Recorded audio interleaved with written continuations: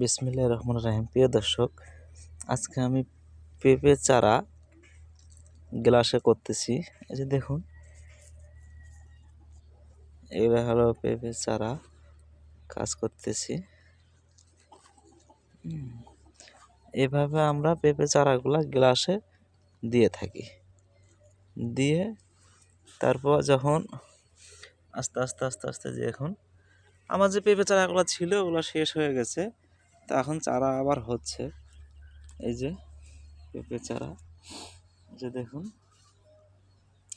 আমার নার্সারিতে যে পেঁপে চারাগুলো ছিল ওগুলো শেষ হয়ে গেছে।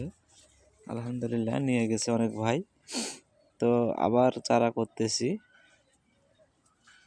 চারা আমার হচ্ছে এখন আবার, এই যে এখন আমার চারা এরকম হবে। তো এলে আরও কিছুদিন যাক, আরও কিছুদিন যাওয়া লাগবে। 10-12 দিন গেলে এলে রেডি হবে। তো দেখুন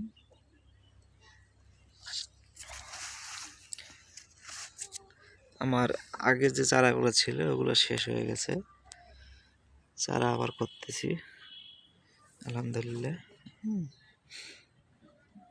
এই যে প্রিয় দর্শক, এরকম যখন চারা হবে তখন আমি বিক্রি করব।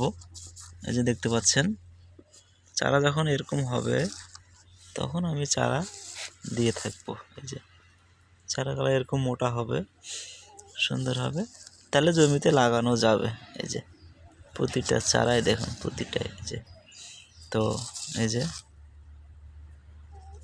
দর্শক, এরকম যখন চারা এগুলা হবে, এই যে আমার এই চারাগুলা, তখন আমি দিতে পারবো। ঠিক আছে, ভালো থাকবেন। চারা লাগলে যোগাযোগ করবেন।